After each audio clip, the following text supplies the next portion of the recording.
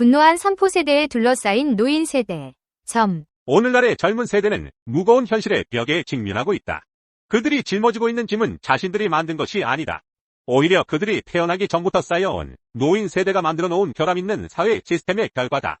많은 젊은이들은 취업의 문이 점점 더 좁아지고 안정된 일자리를 구하는 것이 하늘의 별 따기만큼이나 어려운 상황에서 좌절감을 느낀다. 그들의 분노는 단순히 경제적인 어려움에서 기인한 것이 아니다.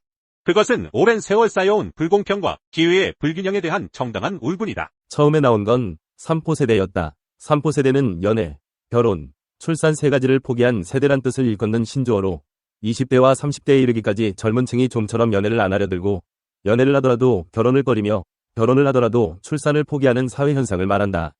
여기에 취업과 내 집 마련까지 포기하는 경우를 5포 세대라고 부르더니 이후로는 건강과 외모 관리까지 포함하여 7포 세대, 인간관계와 희망도 포기했다고 해서 9포 세대, 마지막으로 꿈도 희망도 없는 삶에 비관하여 삶까지 포기한다고 해서 10포 세대, 혹은 완포 세대, 혹은 전포 세대 등으로 부르게 되었다. N포 세대라는 용어는 단지 몇 가지를 포기하는 수준을 넘어서서 사회 전반에 대한 깊은 불신과 체념을 반영하고 있다. 이러한 체념은 단순히 개인의 문제가 아니다. 이는 이 사회가 만들어낸 구조적 문제의 결과이며 개인이 아무리 노력해도 극복하기 어려운 현실이다.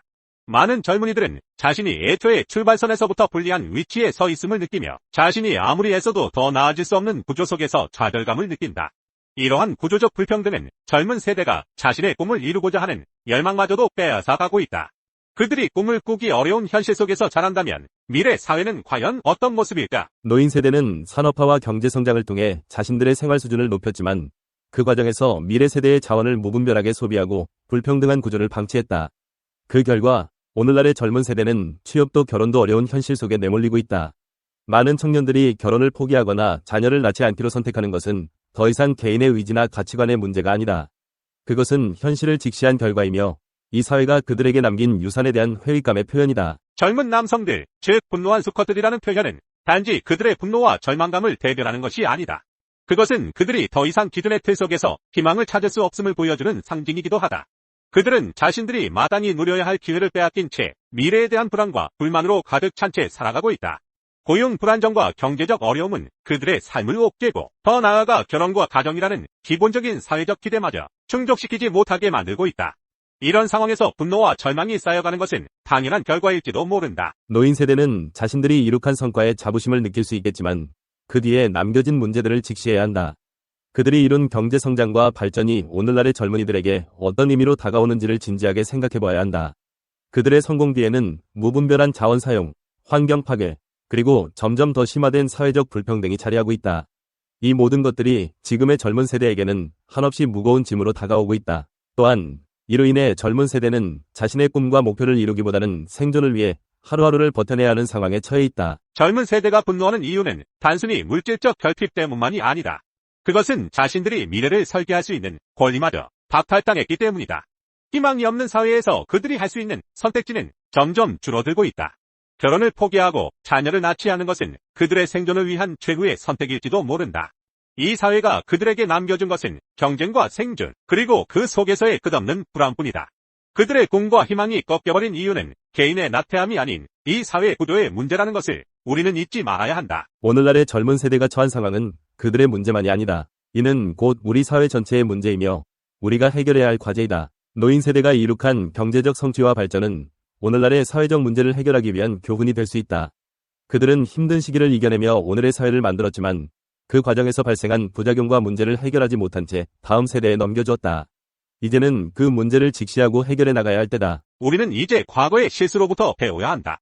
노인 세대는 자신들이 만들어 놓은 구조적 문제들을 인정하고 젊은 세대가 더 나은 미래를 꿈꿀 수 있도록 지원해야 한다.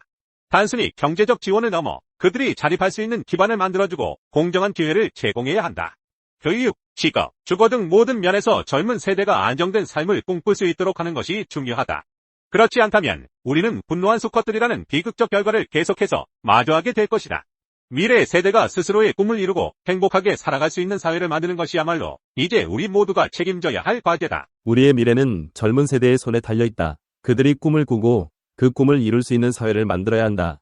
이는 단순히 그들에게 주어진 책임이 아니다. 그것은 우리가 함께 만들어가야 할 공동의 목표이며 지금 이 순간 우리가 직면하고 있는 가장 중요한 과제다. 더 이상 젊은 세대의 희망을 꺾어서는 안 된다. 그들이 진정한 미래를 꿈꿀 수 있을 때 우리 사회도 비로소 더 밝고 나은 미래로 나아갈 수 있을 것이다. 한국은 코리안 드림의 역사에 빛나는 꿈의 사회다. 물론 그것은 과거의 이야기다. 최근 50년만을 놓고 본다면 전 세계에서도 아마 한국만큼 신분 상승과 계층 이동이 활발했던 나라는 찾기 힘들 것이다. 그것을 가능하게 했던 것은 남들처럼 잘 먹고 잘 살겠다는 강력한 평등 의지와 파출부를 하거나 식당 일을 해서라도 내 아이에게 양질의 교육을 시키겠다는 엄마의 집착의 합작으로 만들어낸 한국인의 특유한 교육열이다. 물론 더 큰 이유는 정부의 세계화 정책과 맞물려 성과급으로 대표되는 능력주의의 본격 시행이 가장 큰 원인으로 지목되고 있다. 사실 IMF, 그로 인한 무리한 글로벌화와 최근 부동산 가격의 대폭발이라는 변수가 없었다면 신분 상승과 계층 이동이라는 관점에서 한국은 여전히 전 세계에서 가장 역동적인 나라의 상위 자리를 지킬 수 있었을지도 모른다. 중산층의 몰락과 양극화를 몰고 온 IMF와 그에 뒤이은 부동산 값의 폭등은 이 모든 것을 바꾸어 놓았다. IMF 이후 기업들이 살아남기 위해 택한 성과주의와 사실상의 고용 자유주의는 중산층을 대거 하류층으로 밀어넣었다. 글로벌화의 영향으로 해외 노동자에게 대거 일자리를 뺏긴 것도 한 원인으로 꼽힌다. 게다가 능력주의에 따른 소득의 격차와 부동산 값의 폭등에 따른 계층 간의 차이는 부자와 빈자를 완전하고 명확하게 갈라놓았다. 이 양극화의 최대 특징은 주거지, 소비 패턴 등 계층별로 삶의 모습이 완전히 다르고 지금까지 근근히 중산층에 머물 수 있었던 사람들이 속속 하류로 전락해 간다는 점이다.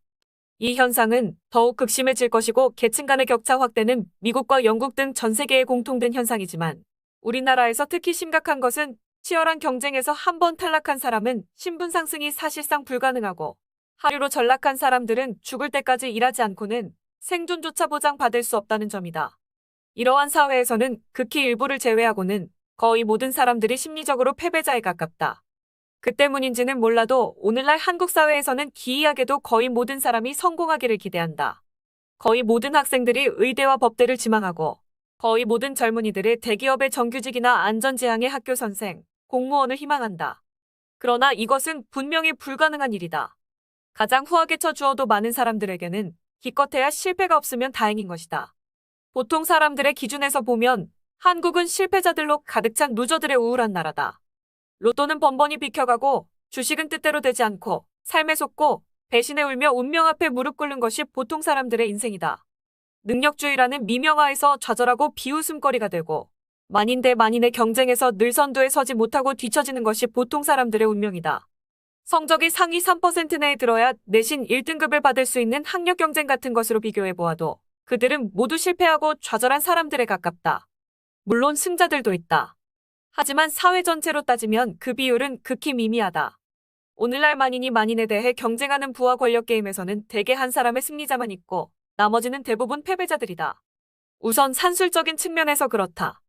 류현진이나 손흥민의 연봉을 놓고 비교하면 국내 프로 선수들은 모두 패배자나 마찬가지다.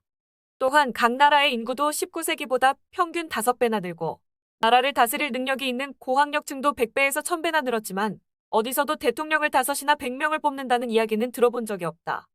대선에서 아무리 많은 사람이 도전해도 결국 승리자로 남는 사람은 한 명뿐이다. 더구나 한국은 기대 수준도 높은 데다가 성공에 대한 열망도 아주 대단하고 성공을 아주 중요시하는 사회다. 또 경쟁이 우리의 머리와 욕망을 지배하게 되면서 기대는 크고 만족의 정도는 형편없이 떨어졌다. 이런 현실이니 자신이 승리자가 아니라는 사실 때문에 괴로워하는 사람들이 과거에 비해 엄청나게 늘어났으리라는 것은 불문가지다. 어느 모로 보나 한국은 실패자들로 가득 찬 우울한 혹성이다. 이 비디오가 유용했다면 좋아요와 구독 버튼을 눌러주세요. 건강한 삶을 위한 더 많은 팁을 공유할 테니 계속해서 성필원 채널을 지켜봐 주세요. 감사합니다.